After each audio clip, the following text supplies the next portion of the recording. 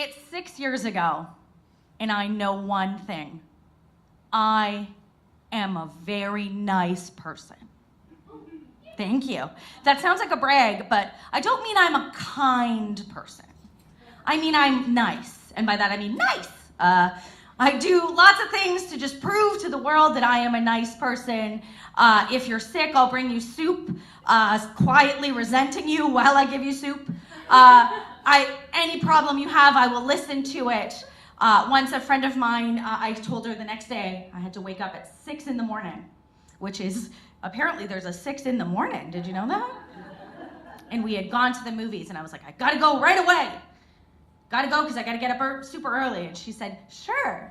And then I got home and she called me because she saw a guy she liked. And she kept me on the phone for 2 hours. By the way, at one point I fell asleep for 20 minutes, woke up and she was still going, and then I think. By the way, she now does very popular one-person shows in Australia.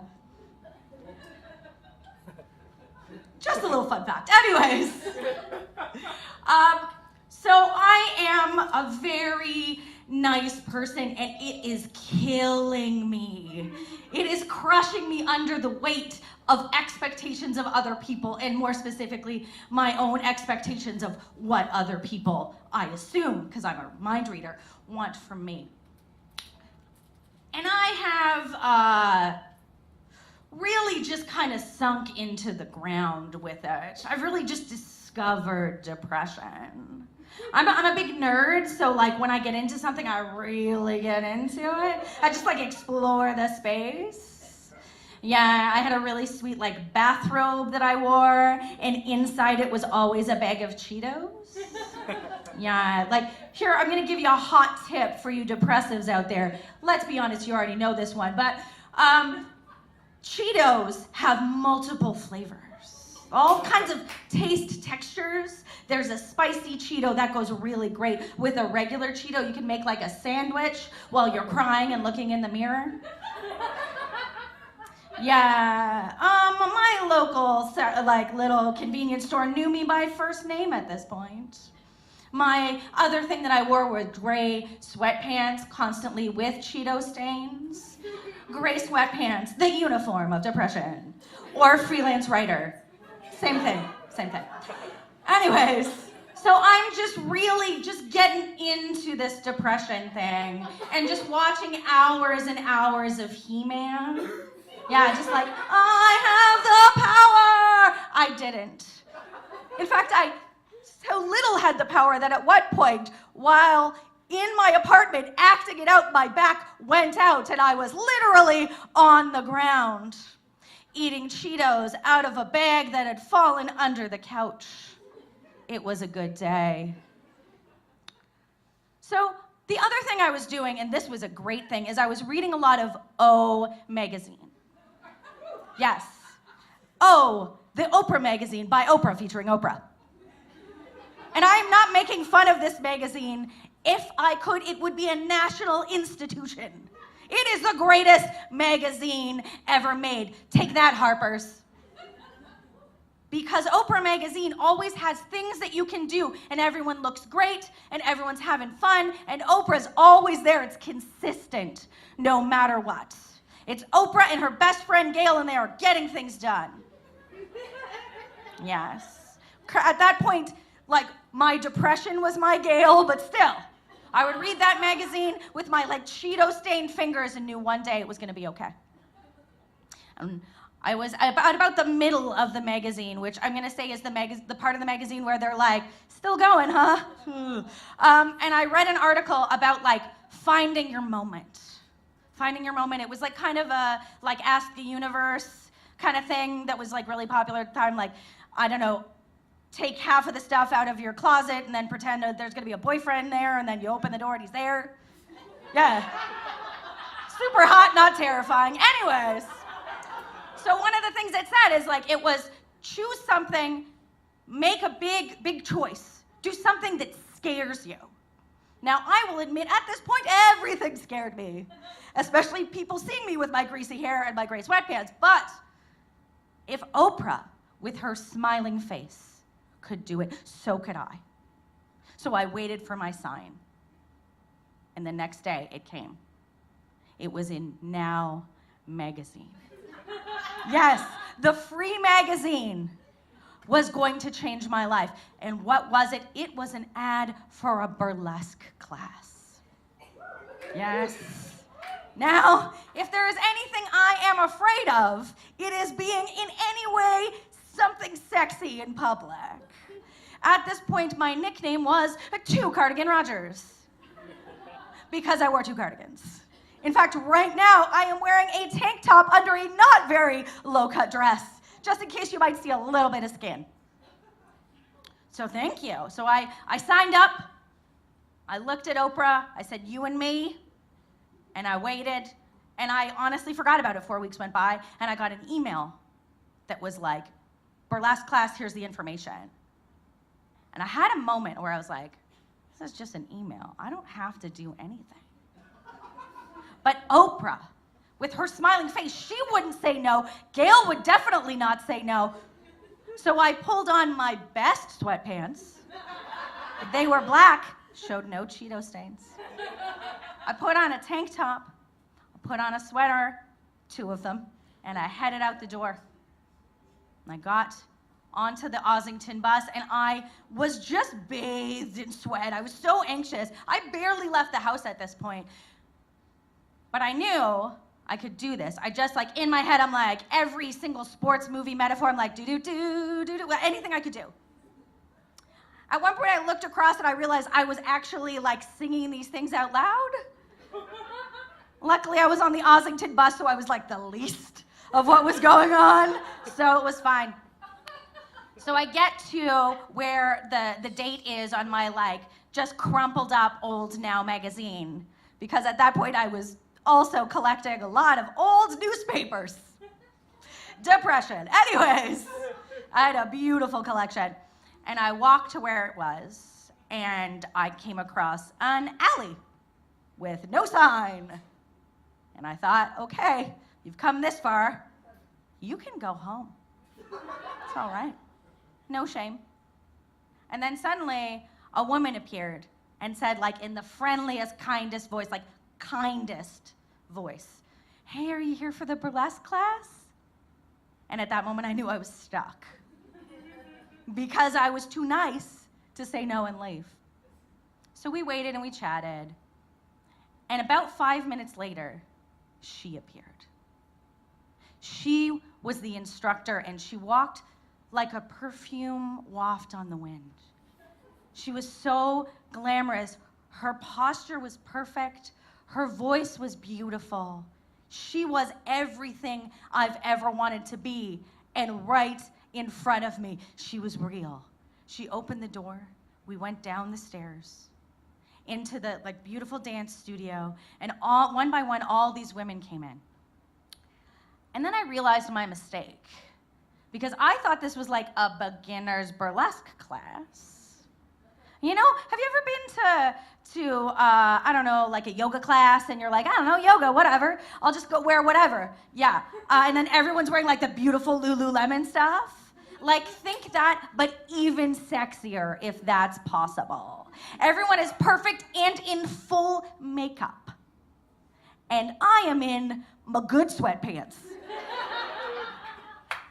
But I decided to come here. I have my, like, inner monologue. I have my sports movie metaphors, and I have Oprah, and I can't let her down. So I stand in a corner, and I wait for everything to start. And all the women are, like, talking, and they're friendly, and they're nice. They're great. They're not even awful. I can't even make fun of them in my head. It is my personal hell.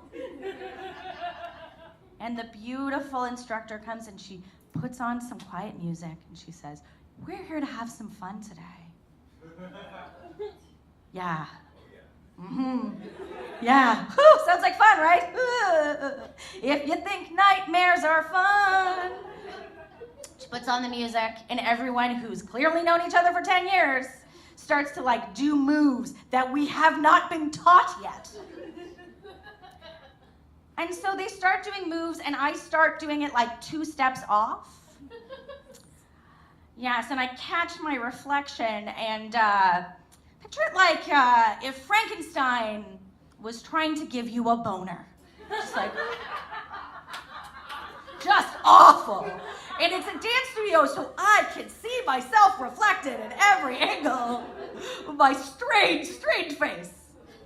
And everyone else is doing like perfect, sexy, effortless moves. And I am just like paying attention to the clock and counting down and counting down and counting down.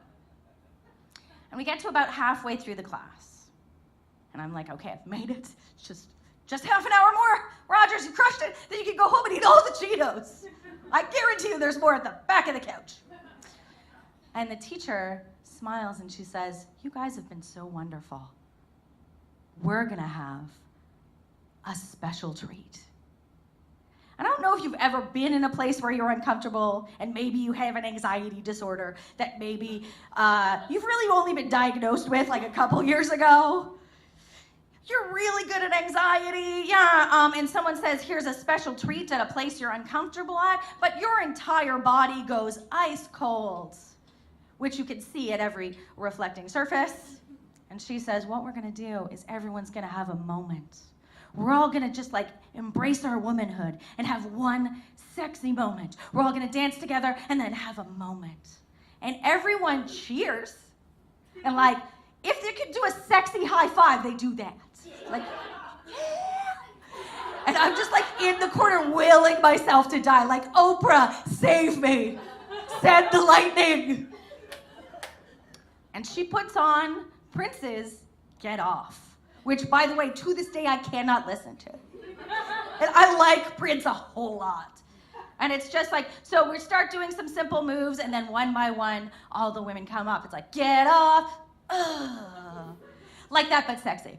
Like, get off. Someone's like, oh, yeah. And I'm just waiting, and I'm following the line, because I am at the end. And it's getting closer, and it's getting closer. And the other thing, the Prince sexuality is just coming closer and closer and closer. I'm also waspy. And the other thing that's happening is I can feel just like a tension, like a fist right about here. And I know what that means. That means I'm gonna cry. And I don't mean like cute lady cries. Like, you know when you see in a movie and a lady just has one like, oh. I mean like Leonardo DiCaprio in every movie he's ever been in cry. Or you if you've watched Wolf of Wall Street. Fuck that movie. Anyways, just ugly, racking sobs. My eyes will be red. My nose will just drip everything. It's gonna be super attractive among the most beautiful women I've ever seen. And it gets to about here and it explodes. It just sound and lights and horror. And all the women around me see it. And because they are genuinely kind, they just pretend that it's not happening. They keep dancing sexily. Like it's the most, like, French movie you've ever seen. And the instructor turns to me and she says, don't worry. This happens at every class. I guarantee you it doesn't. This happens at every class.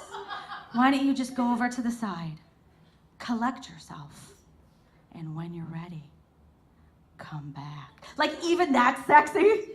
So I walk over and I cry like I have never cried before. Everything, like just everything comes out, like all of me being on the phone, me resenting it, like everything just all emerges. It all just, whoo.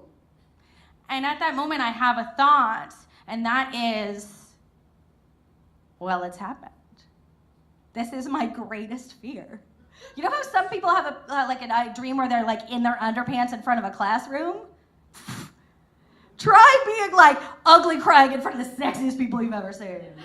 Sorry, all of you are gonna have that nightmare tonight. You're welcome. And so, yeah, I've done it. Nothing can be as bad. And my second thought is, hey, I don't really hang out with sexy burlesque dancers much. I mostly hang out with comedians and so I can disappear into the night and it's fine. And then I have a third thought. What would Oprah do? And you know what Oprah would do? she would go out, she would take her moment, and she would do a pose. So I walk out, and Frankenstein gives his final boner, and I have my moment, and I am proud. I feel like my chest swell. I feel better than I have in months. And then one other thing happens. This woman, I can see her out of the corner of my eye, and she's approaching me. She's coming towards me like a shark, just like da-da-da-da-da-da-da, just full eye contact. And she comes over and she grabs my shoulder in a gesture that I think is supposed to be comforting, but is like super tight. And she says, I know what's happening. I've been there. You hate your body. Well, you have had a real moment of victory. And the thing is like, I'm pretty cool with my body. Like, my body lets me eat a lot of Cheetos. My body and I, real tight.